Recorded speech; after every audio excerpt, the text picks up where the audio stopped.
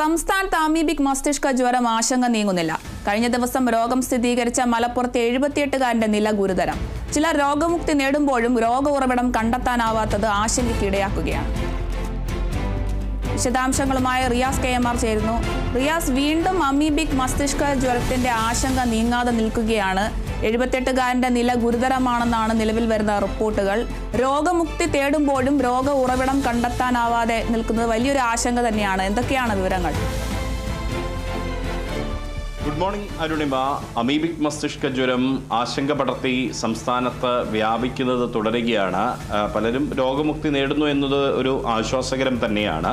അപ്പോഴും ഈ രോഗം നിയന്ത്രിക്കാൻ സാധിക്കുന്നില്ല എന്നുള്ളതാണ് ആശങ്ക പരത്തുന്ന ഏറ്റവും പ്രധാനപ്പെട്ട ഒരു കാര്യം. ഏറ്റവും ഒടുവിൽ രോഗം സ്ഥിരീകരിച്ചത് മലപ്പുറം തിരൂർ വെട്ടം സ്വദേശിയായിട്ടുള്ള 78-കാരനാണ്. അദ്ദേഹത്തിൻ്റെ നില ഗുരുതരമായി തുടരുകയാണ്. അദ്ദേഹത്തിന് 78 വയസ്സുണ്ട്. ഒന്ന് പ്രായാധിക്യമാണ്, മറ്റൊന്ന് അദ്ദേഹത്തിന് സ്ട്രോക്ക് പോലുള്ള മാരകമായ അസുഖം ബാധിച്ചിട്ടുമുണ്ട്. ഈ രണ്ട് കാര്യങ്ങൾ അദ്ദേഹത്തിൻ്റെ പ്രതിരോധശേഷി വല്ലാതെ ക്ഷീണിപ്പിക്കുന്ന ഒരു സാഹചര്യമാണ്. ഈ അമീബിക് മസ്തിഷ്ക ജ്വരത്തിൻ്റെ അമീബ പിടിപെടുന്ന ഒരു സാഹചര്യം കൂടി വന്നതോടുകൂടി അദ്ദേഹത്തിൻ്റെ പ്രതിരോധശേഷി വലിയ തോതിൽ കുറയുന്ന ഒരു സാഹചര്യം ഉണ്ടാകുന്നു. അദ്ദേഹം കോഴിക്കോട് മെഡിക്കൽ കോളേജ് ആശുപത്രിയിലാണ് ഈ 78-കാരൻ ചികിത്സയിലുള്ളത്. ഇദ്ദേഹത്തെ ശനിയാഴ്ചയാണ് ആശുപത്രിയിൽ പ്രവേശിപ്പിച്ചത്. ഞായറാഴ്ച ഇദ്ദേഹത്തിന് നടത്തിയ പരിശോധനയിലാണ് രോഗം സ്ഥിരീകരിക്കുന്നത്. അമീബിക് മസ്തിഷ്ക ജ്വരം ഉണ്ട് എന്ന് സ്ഥിരീകരിക്കുന്നത്. അതിൻ്റെ തൊട്ട് മുൻപ് തലക്കുളത്തൂരിലെ ഒരു 6 വയസ്സുകാരിക്കാണ് രോഗം സ്ഥിരീകരിച്ചത്. ആ 6 വയസ്സുകാരിയെ വെള്ളിയാഴ്ച ആശുപത്രിയിൽ പ്രവേശിപ്പിക്കുകയും ശനിയാഴ്ച സ്രവപരിശോധന നടത്തുകയും ആ 6 വയസ്സുകാരിക്ക് രോഗം സ്ഥിരീകരിക്കുകയുമായിരുന്നു ഉണ്ടായിരുന്നത്. ഇവർ 2 പേർ ഉൾപ്പെടെ ഇപ്പോൾ കോഴിക്കോട് മെഡിക്കൽ കോളേജ് ആശുപത്രിയിൽ ആകെ 8 പേരാണ് ചികിത്സയിലുള്ളത്. അതിൽ ഈ തലക്കുളത്തൂരിലെ 6 വയസ്സുകാരി ഉൾപ്പെടെയുള്ള 3 കുട്ടികൾ അവർ ഈ മാതൃശിശു സംരക്ഷണ കേന്ദ്രം, കോഴിക്കോട് മെഡിക്കൽ കോളേജിന്റെ ഭാഗമായിട്ടുള്ള മാതൃശിശു സംരക്ഷണ കേന്ദ്രത്തിലാണ് ആ 3 കുട്ടികൾ ചികിത്സയിലുള്ളത്. മറ്റ് 5 മുതിർന്നവരാണ്. അതിൽ ഈ മലപ്പുറം തിരൂർ വെട്ടം സ്വദേശിയായിട്ടുള്ള 78-കാരനടക്കമുള്ള 5 പേർ ഇപ്പോൾ കോഴിക്കോട് മെഡിക്കൽ കോളേജ് ആശുപത്രിയിലും ചികിത്സയിലുണ്ട്. നേരത്തെ കോഴിക്കോട് ആകെ 11 പേർ ചികിത്സയിലുണ്ടായിരുന്നിടത്ത് ഇപ്പോൾ 8ആയി കുറഞ്ഞെങ്കിൽ കൂടിയും അതിൽ പലരുടെയും രോഗ ഉറവിടം കണ്ടെത്താൻ കഴിഞ്ഞിട്ടില്ല എന്നുള്ളതാണ് ഏറെ ആശങ്ക പരത്തുന്ന ഒരു കാര്യമായിട്ടുള്ളത്. ഈ അമീബിക് മസ്തിഷ്ക ജ്വരത്തിന്റെ തുടക്കത്തിൽ ഇതിൻ്റെ ഒരു വ്യാപനം തുടങ്ങുന്ന സമയത്ത് കഴിഞ്ഞ വർഷങ്ങളിലൊക്കെ നമുക്ക് കൃത്യമായി തന്നെ എവിടെയാണ് രോഗ ഉറവിടം, ഇന്ന ചിറയിൽ കുളിച്ചതുകൊണ്ട്, ഇന്ന കുളത്തിൽ കുളിച്ചതുകൊണ്ട് എന്ന രീതിയിൽ നമുക്ക് കണ്ടെത്താൻ കഴിഞ്ഞിരുന്നു.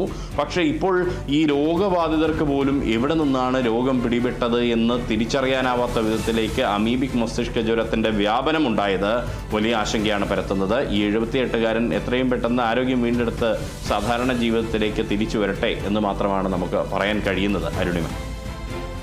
റിയാസ്, രോഗ ഉറവിടം കണ്ടെത്താനാവാത്തതുമായി ബന്ധപ്പെട്ട് ആരോഗ്യ വകുപ്പിന്റെ ഒരു പ്രതികരണം എന്തൊക്കെയാണ്?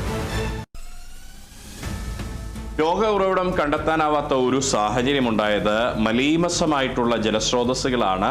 നേരത്തെ തന്നെ ആരോഗ്യവകുപ്പ് അധികൃതരും സർക്കാരിന്റെ മറ്റ് സംവിധാനങ്ങളുമെല്ലാം തന്നെ കൃത്യമായ രീതിയിലുള്ള ജാഗ്രതാ നിർദ്ദേശം പുറപ്പെടുവിച്ചിരുന്നു.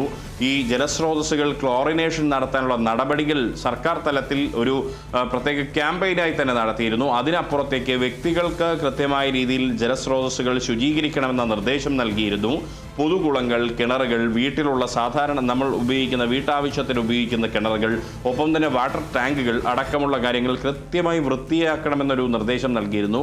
പലപ്പോഴും സംഭവിക്കുന്ന ഒരു കാര്യം, നേരത്തെ കെട്ടിക്കിടക്കുന്ന വെള്ളത്തിൽ നിന്നും ഈ രോഗാണു പടരുന്നു എന്ന രീതിയിലായിരുന്നു വന്നതെങ്കിൽ പിന്നീട് അത് വീട്ടാവശ്യത്തിന് ഉപയോഗിക്കുന്ന ജലങ്ങളിൽ നിന്ന് പോലും ഇത്തരത്തിൽ ഈ ഒരു ജലജന്യ രോഗം പടരുന്ന ഒരു സാഹചര്യം ഉണ്ടായിട്ടുണ്ട് എന്നുള്ളതാണ് 4 മാസം മാത്രമായ പ്രായമുള്ള പിഞ്ചു കുഞ്ഞിനുൾപ്പെടെ രോഗം പിടിപെട്ട സാഹചര്യത്തിലൂടെ വ്യക്തമായത്.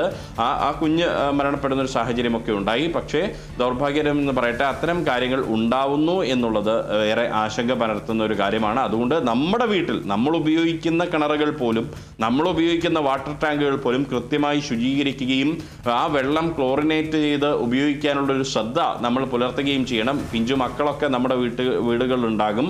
കാരണം അവർക്കുൾപ്പെടെ ഈ രോഗബാധ വലിയ തോതിൽ പിടിപെടുകയും, കാരണം കുട്ടികൾക്കാണ് ഏറ്റവും പ്രതിരോധ ശേഷി, കുട്ടികൾക്കും ഏറ്റവും മുതിർന്നവർക്കുമൊക്കെയാണ് പ്രതിരോധ ശേഷി കുറവുള്ള ആളുകൾ.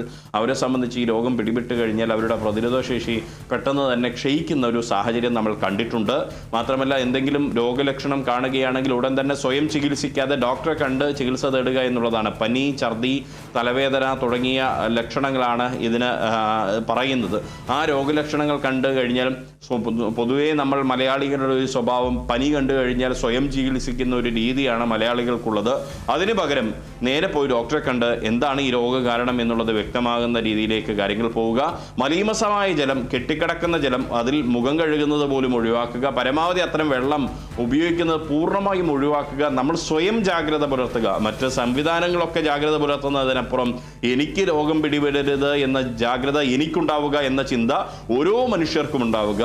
ആ രീതിയിലേക്ക് പോയി കഴിഞ്ഞാൽ മാത്രമേ ഈ രോഗത്തെ നമുക്ക് തടയാനും പ്രതിരോധിക്കാനും കഴിയുകയുള്ളൂ. കാരണം ഏത് ജലത്തിലാണ് ഈ അമീബയുടെ സാന്നിധ്യമുള്ളത് എന്ന് നമുക്ക് പറയാൻ കഴിയില്ല. കാരണം മലീമസമായി കെട്ടിക്കിടക്കുന്ന വെള്ളത്തിലാണ് ഇത്തരത്തിൽ ഈ അമീബയുടെ സാന്നിധ്യം കാണുന്നത്. ശക്തമായ ഒഴുക്കുള്ള വെള്ളത്തിൽ ഈ അമീബയുടെ സാന്നിധ്യം ഇതുവരെ കണ്ടെത്തിയിട്ടില്ല എന്നുള്ളതാണ് ശാസ്ത്രീയമായി പറയുന്നത്. അതിനപ്പുറത്തേക്ക് ഇതിൻ്റെ വകഭേദങ്ങൾ വല്ലതും കണ്ടെത്തിയിട്ടുണ്ടോ എന്നുള്ളതെല്ലാം ഇനി പഠനങ്ങളിലൂടെ തെളിയിക്കേണ്ട കാര്യമാണ്. നേരത്തെ തന്നെ ഈ അമീബിക് മസ്തിഷ്ക ജ്വരം പടരുന്ന സാഹചര്യത്തിൽ ഈ കേന്ദ്ര പഠന സംഘത്തെ അയക്കണമെന്ന് MK രാഘവൻ MP അടക്കമുള്ള ആളുകൾ പറയുന്ന ഒരു സാഹചര്യം ഉണ്ടായിരുന്നു. കേന്ദ്ര ആരോഗ്യമന്ത്രി JP നദ്ദയ്ക്ക് ഇത് സംബന്ധിച്ച കത്തൊക്കെ MK രാഘവൻ MP അയച്ചിരുന്നു. അതിനൊരു മറുപടി ഇതുവരെ കേന്ദ്രത്തിൻ്റെ ഭാഗത്തുനിന്നും വന്നിട്ടില്ല.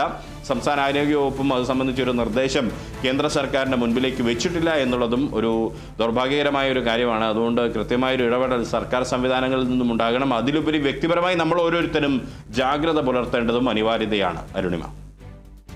ശരി, സംസ്ഥാനത്ത് അമീബിക് മസ്തിഷ്ക ജ്വരം ആശങ്ക നീങ്ങാതെ നിലനിൽക്കുകയാണ്. കഴിഞ്ഞ ദിവസം രോഗം സ്ഥിരീകരിച്ച മലപ്പുറത്തെ 78-കാരന്റെ നില ഗുരുതരമായി തുടരുകയാണ്. ചിലർ രോഗമുക്തി നേടുമ്പോഴും രോഗ ഉറവിടം കണ്ടെത്താനാവാത്തത് ആശങ്കയ്ക്കിടയാക്കുകയാണ്. വിവരങ്ങൾ നൽകിയത് റിയാസ് KMR ആണ്.